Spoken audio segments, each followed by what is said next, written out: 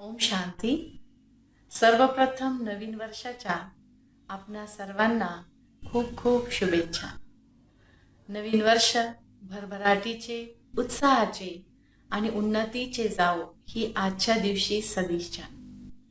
आज परमात्म्यांनी महावाक्यांमध्ये सांगितलेलं आहे, गोड मुलांनो, तुम्ही बाबांच्या जवळ उत्साही होण्यासाठी आलेला आहात, रिफ्रेश होण्यासाठी आलेले आहात.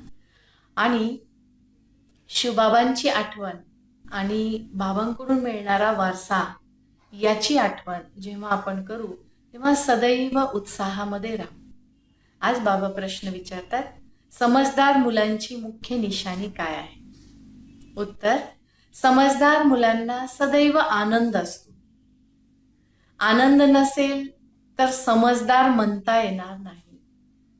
परिस्थिती सर्वांच्या समोर असतात, पण समजदार तोच जो बुद्धीला पारस बुद्धी बनवेल. ते स्वतः पारस बुद्धी बनतात आणि इतरांनाही पारस बुद्धी बनवतात. असे आत्मे नेहमी हर्षित राहतात आणि बाबांची ओळख देताना कधीही ते थकत नाही.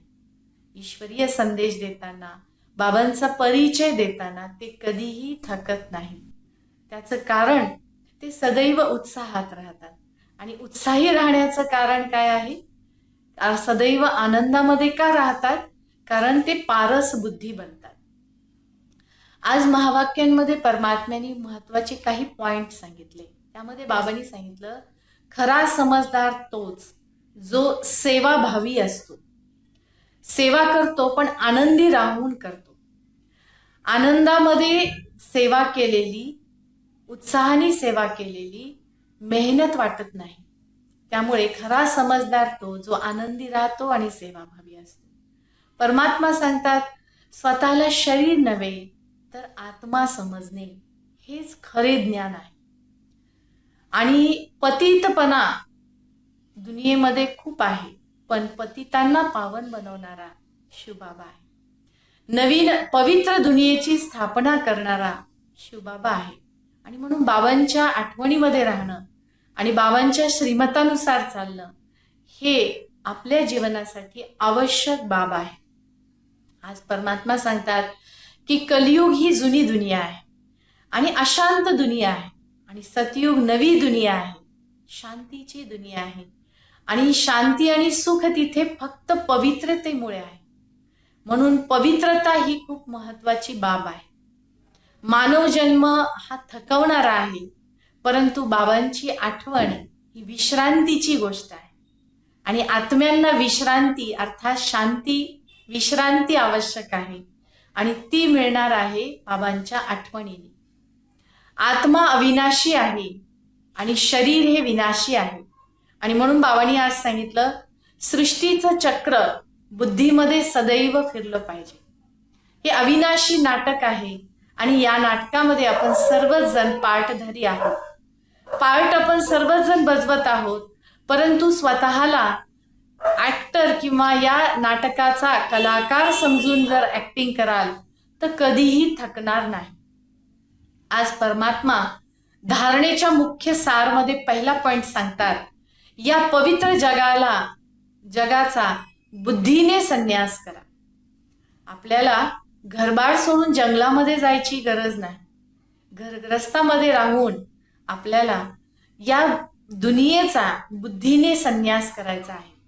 हे जुने शरीर व शरीराच्या संबंधांना विसरायचं आहे.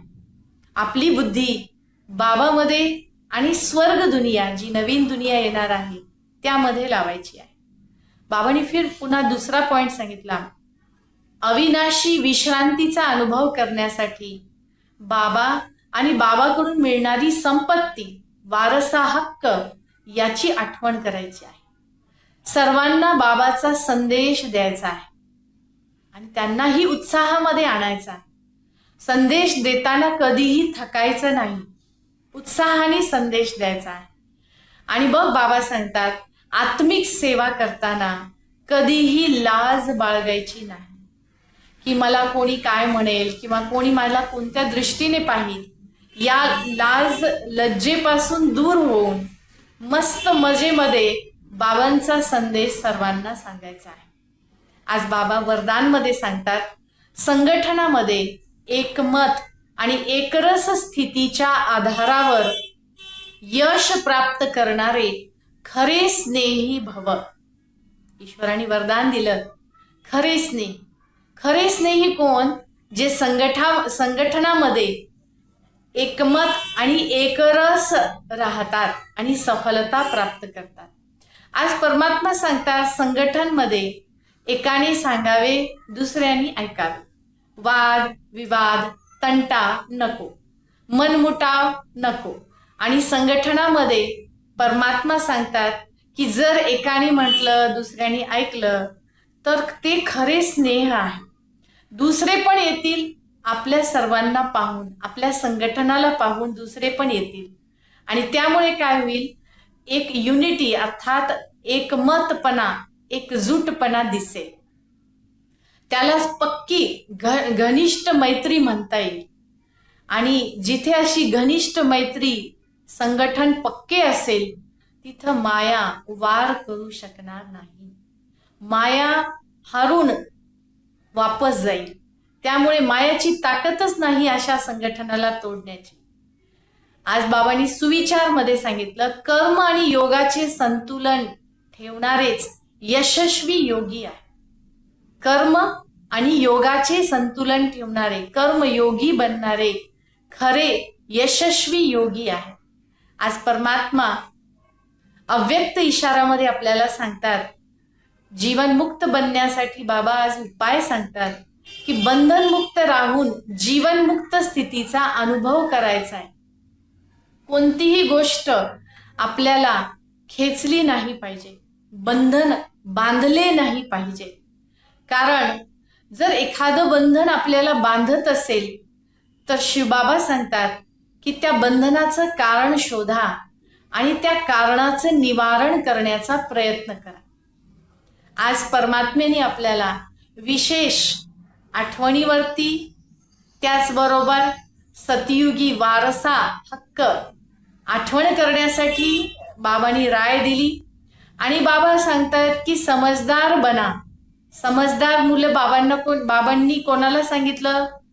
समजदार ते जे आनंदी राहतील आणि सर्वांना बाबांचा संदेश बिना थकता देतील।